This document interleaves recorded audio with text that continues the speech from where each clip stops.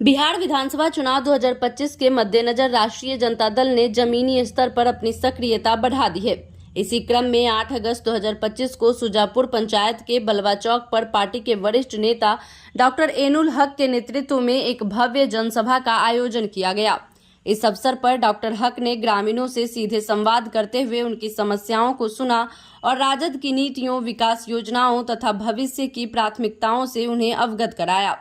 अपने संबोधन में डॉक्टर हक ने मौजूदा सरकार पर निशाना साधते हुए कहा कि राज्य में बढ़ती महंगाई, लगातार बढ़ती बेरोजगारी और प्रशासनिक अव्यवस्था ने आम नागरिकों की जिंदगी को कठिन बना दिया है। उन्होंने वादा किया कि राजद सत्ता में आने पर शिक्षा, स्वास्थ्य, रोजगार और सामाजिक न्याय को सर्वोच्च प्राथमिकता देगा।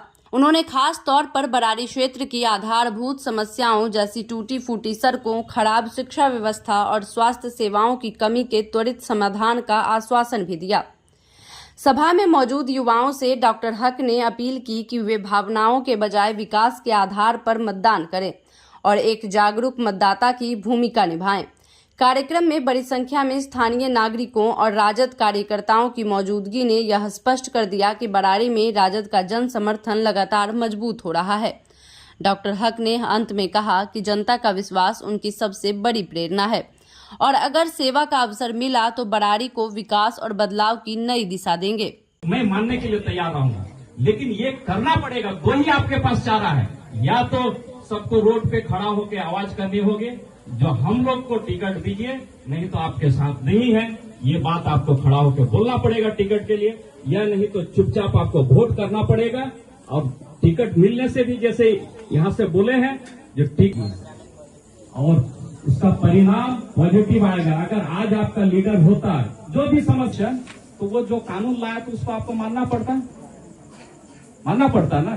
तो उसी तरह राजनीतिक तौर पे भी आपको अपोजिशन चाहिए, आपको लीडर चाहिए। कल आपके थाना में कोई समस्या है, कौन आपकी बात को रखेगा? अगर वहां पे 500,000 लोग ले जाने की जरूरत पड़ेगी तो ये खेत में काम करने वाला, मजदूरी करने वाला, वो क्या 5,000 लोग को?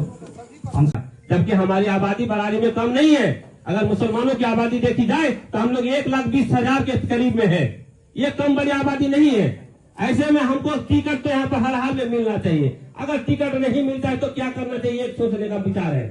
आज हमारे बीच धनबल कम से कम करोड़ों में आंका जाता है कि एक चुनाव लड़ने के लिए करोड़ों रुपया खर्च है। यह बात देके हम लोग को जो नेता है वह लोग कहने के अपने आप को संयमित कर लिए कि नहीं, इतनी बड़ा चुनाव नहीं लड़ पाऊंगा। लेकिन मैं धन्यवाद देता हूं, उन लोगों ने ईबीसी का दर्जा दिलाया, शेरशावती का नाम दिलाया। सकते आज हम लोग वोट करते हैं मात्र भर भाजपा को हराने के लिए, अपने लोगों को जिताने के लिए नहीं। दोस्तों यह सत्य है, यह सही है, यह बात सत्य है कि हम लोग अपने नेता को बनाने के लिए नहीं, हम लोग आज वोट कर रहे हैं किनके लिए कि 22 राज्यों में भाजपा की सरकार है, केंद्र में भी भाजपा लोगों को चुनने के लिए खड़ा करेंगे, हराने के लिए नहीं, अपने लोगों को जिताने के लिए जब काम करेंगे तो हमारा विधायक जीतेगा।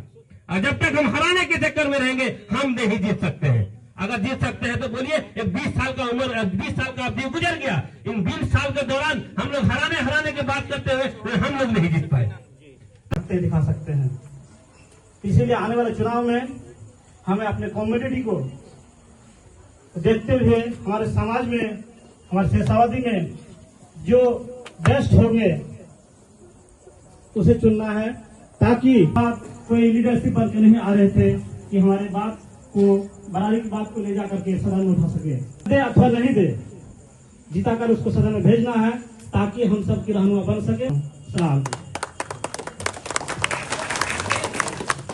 बहुत बहुत शुक्रिया। नहीं